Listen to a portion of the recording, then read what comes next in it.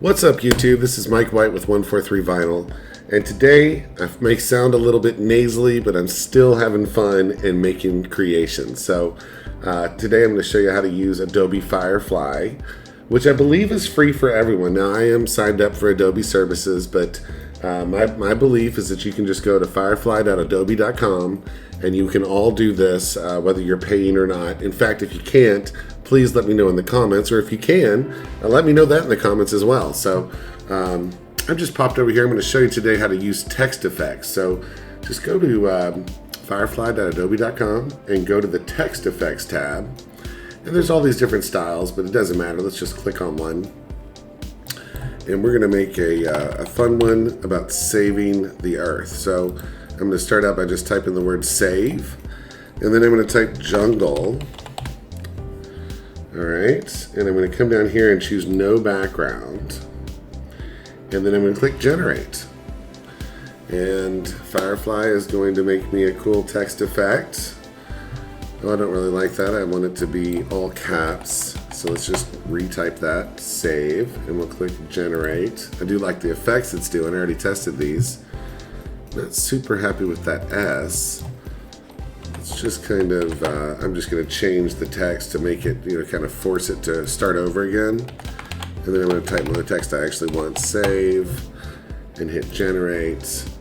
Ooh, it loves to make that first text. I don't like that cutout part, but let's say that I was happy with this. I am fairly happy with it. I don't know what I need to do to reset it. Let's try just refreshing. Refresh. Will that make its brain start over? It just may be the way it's going to do a capital S no matter what. Oh yeah, I like that better. It at least filled that in. Perfect. Awesome. Okay, and so then I'm just going to download this. So I'm going to download. So yes, understand that we have to promote transparency. They're trying to protect all the people that are upset about AI. There's a lot of artists out there that don't embrace AI. Instead, they get upset about it, and that's fine. I get a lot of heat for that, but it doesn't really bother me. I'm pretty happy with using AI to make my job easier. All right, so now I'm just going to I've got my save, I've got my hour. Did I download that? Yep. And now I'm going to do Earth, but I'm going to try Ocean. And just these simple prompts will get you what you need. I don't know that we can choose we can choose the font. Look, we got a whole choice of fonts over there. I think this block font is really great though. Okay, and then I'm just going to download that. Perfect. Now I'm going to go to my downloads folder, and there's the files. So let's see what the dimensions are. That one's 2,936, so nice and big. So we'll just start a new file, and we'll call it, 3,000 by 3,000, and we'll do 300 pixels per inch, not that it matters. And we'll just hit create. I'm going to hide this little bar, and then I'm just going to pull open my folder and just drag these in. So I'm going to drag in save. We'll just scoot that up. And then we'll drag in hour. You could be doing this in Photopea. I'm using Photoshop because I love Photoshop. I can't help myself. So just adjusting the placement there and the size, and then we'll bring in the earth. And now that I see this, I definitely want the save word to be smaller, because Earth is going to have the impact. So I'm going to take the hour, and these are all smart objects, so I can get away with resizing them without fear.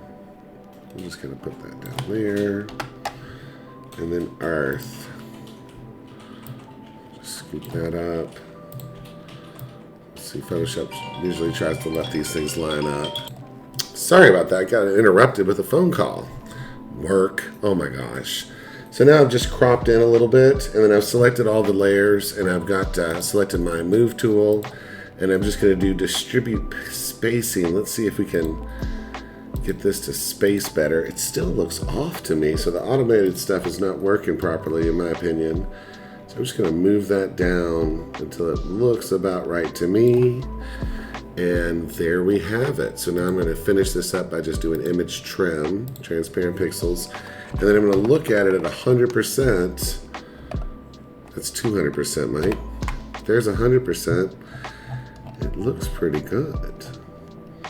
You know, I see, oh, that's that stray stuff right there. That's why it was not aligning itself. So, I mean, I could, you know, go ahead and stroke this and rasterize it. Let's see what our image size is.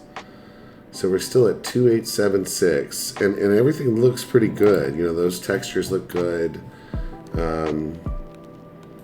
Yeah, so what we could do at this point is we could rasterize these layers and continue refining them and just clean up some of the hard edges. Like, you know, one of the things that you can do, let's just rasterize all these layers. So once they're positioned, you can rasterize them and not worry that you're losing detail, because you're going to start actually changing things. So one thing to do is to, I'm going to order these kind of opposite of the way most people would. I've got Save Our Earth. That just helps me. And then I'm just going to duplicate this layer and see if anything changes. So by duplicating it, I'm actually stacking layers on top. And, you know, we'll see a change, I think, right under this R when I do that on that one, because I didn't see much happen on the... So if we zoom in here, I know we're blowing it way up and we're picking the flies out of the ointment here. But if we keep duplicating this layer, we might see some things harden up here. I'm not really seeing what I expected, though.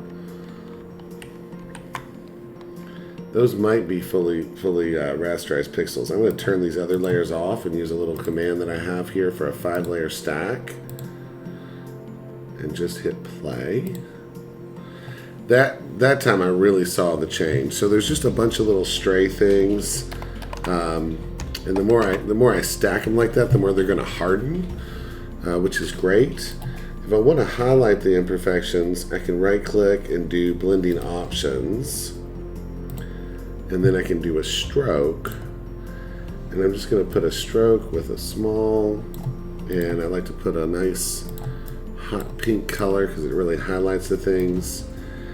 And then anything I just want to clean up, I can. I mean, I'm going to grab my eraser tool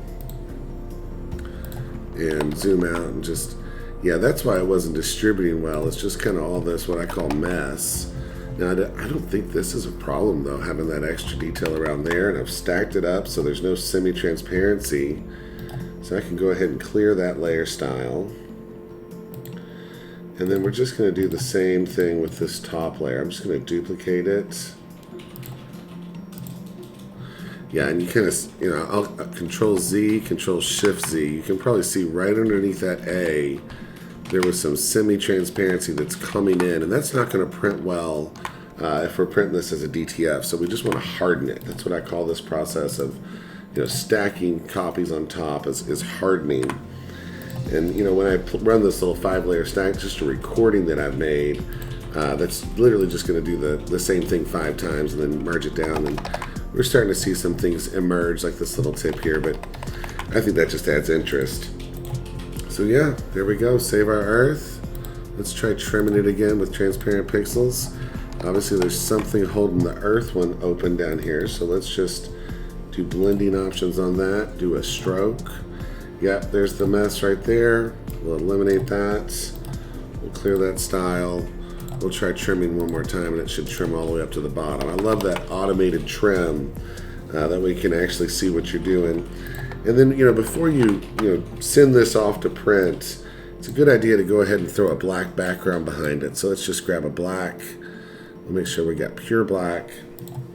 And then that'll just really highlight any imperfections. You know, if you don't want those little pieces right there, get rid of them so they're not surprising you later. But I kind of like this, you know, for what we're doing here. So there you go. Let's check the image size. So I can print this 2876, you know, just about 10 inches, you know, 10 to 12 inches. Everything will be fine. It won't need any work, and this is ready to submit. So, I can head over to the, export it as a PNG. Let's show you that step. Export, quick export as PNG, and we'll just save it. Save our Earth. Oh, let's get our spelling right. Save our Earth. Boom. And I like to put my name on things, so I'll put Mike143. All right, and I'm ready to print that. There you go.